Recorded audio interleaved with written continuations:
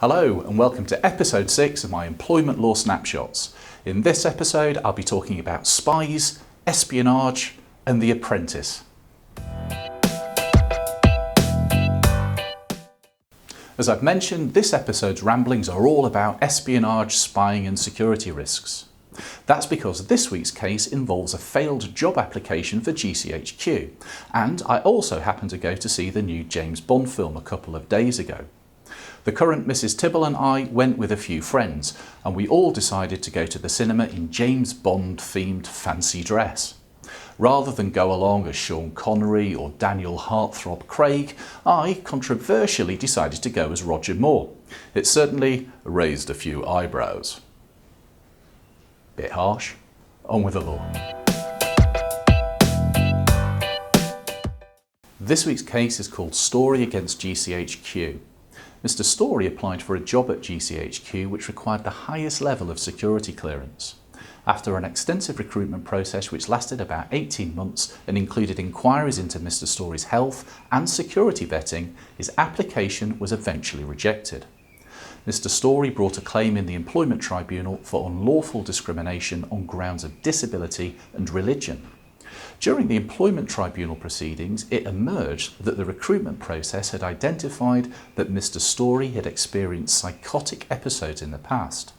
Therefore, there were concerns that there was risk that they could happen again, which could result in behaviour which would interfere with his work and pose potential serious security risks.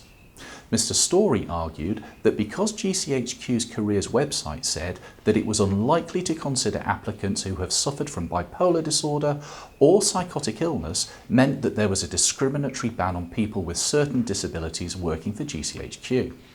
Mr. Story's other main argument was, in simple terms, that he was unsuccessful with getting security clearance on the grounds of his past disability, which was unlawful. In addition, Mr. Story alleged that he was unsuccessful with his application on the grounds of his religious beliefs. During the hearing, the tribunal referred to a potential personal conflict of interest between his religious beliefs and national security, because Mr. Story had said that if he was required to choose between his loyalty to his country and his loyalty to God, he'd choose his loyalty to God, whatever the outcome. Ultimately, Mr. Story lost his claim in the Employment Tribunal. This was because the tribunal decided that his adverse treatment was not on the grounds of his disability or religious beliefs. It was for reasons of security and the risks to national security that he posed.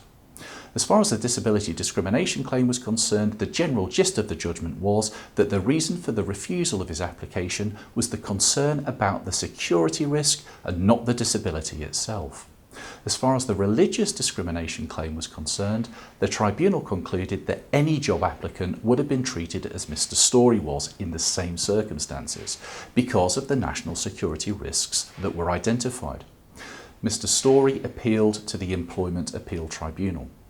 Interestingly, because of the national security elements involved with the appeal, the entire hearing was conducted in private and Mr. Story wasn't even allowed to be present.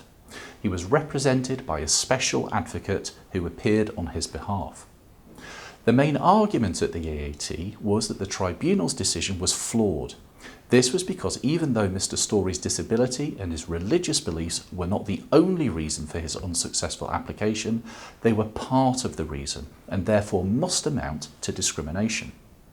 In broad terms, the EAT concluded that the Employment Tribunal's reasoning wasn't flawed. The EAT decided that the Employment Tribunal was entitled to draw a distinction between the security concerns and Mr. Story's past disability and religious beliefs. As long as the tribunal was satisfied that there was evidence to support GCHQ's position that the past disability and religious beliefs didn't form part of the reason to say no to Mr. Story, which the EAT concluded that there was, then the EAT was satisfied that the original tribunal hadn't made an error of law.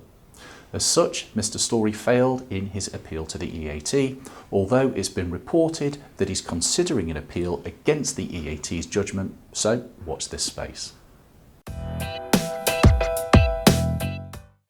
And finally, at the moment, some of you might be enjoying or enduring the current series of The Apprentice. Well, Russian television has come up with its own version with a particular Russian spin on the format.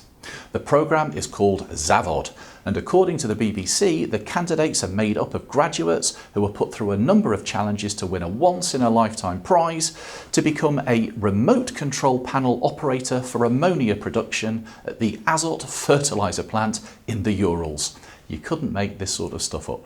Until next time, comrades, do svidaniya. Thanks for watching. I hope you enjoyed it. If you want to subscribe to our YouTube channel for more updates, click here.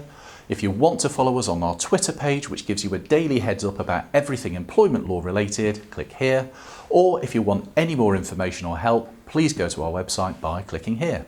And all of the links are below. Once again, thanks for watching and see you next time.